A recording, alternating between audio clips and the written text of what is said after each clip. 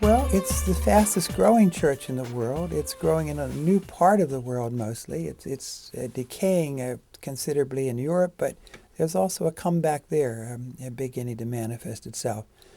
But it's growing very rapidly, most rapidly in Africa at first, and now in Asia, and even in China. It's having a startling growth in China because I understand, I'm not a specialist there, but many of the Chinese think that one of the reasons for the success of the West was the vision of Judaism and Christianity, of one God who is the creator, who asks us to have as our vocation creating as well, and to build a better future, to work for thy kingdom, work for a future kingdom, not what we have now, but better. And this has been the energy that has kept propelling the West. And also a God who's thought of as truth, and therefore to sharpen the mind and to make study. And well, think of all the monks and nuns who over their whole lifetime copied the great manuscripts of the past.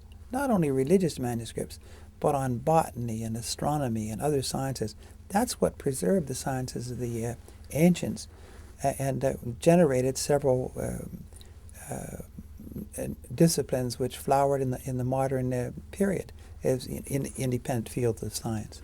So there's a terrific moral and religious impulse in the West, which people in Asia and elsewhere. I talked to a man from South Korea just the other day, and he's not Christian nor Jewish, but a Buddhist background, and he argued that one of the reasons for South Korea's great success is the fact that so many in South Korea are Christian, and that these influences have been there now for hundreds of years, and gave it new dynamic and a new vision.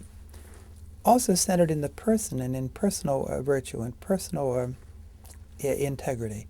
Not that Christians do that so in such a great way, but that's the inner drive of the thing.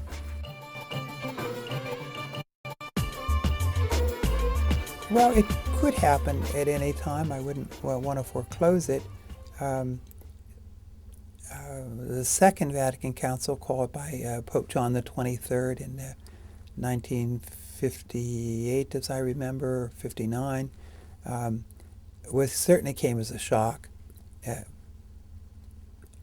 Operated as one of the great, maybe the greatest religious event of the 20th century. Surely, just in terms of reportage in the newspapers and on television shows and so forth. It's one thing about the Catholic Church. Think of it as you will.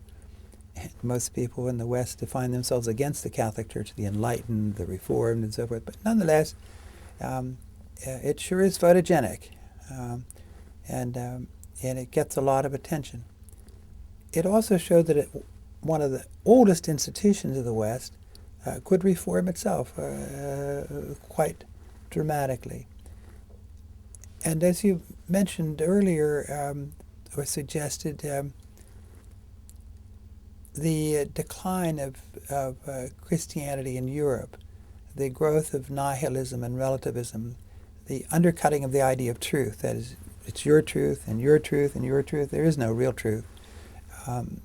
Those make the world uninhabitable for Judaism and Christianity, which have a powerful sense that there is a creator who understood all things and suffused all things with intelligence, so that we may not have the truth, but if we keep arguing with one another civilly and carefully and presenting evidence, we'll advance slowly and steadily. We'll learn more.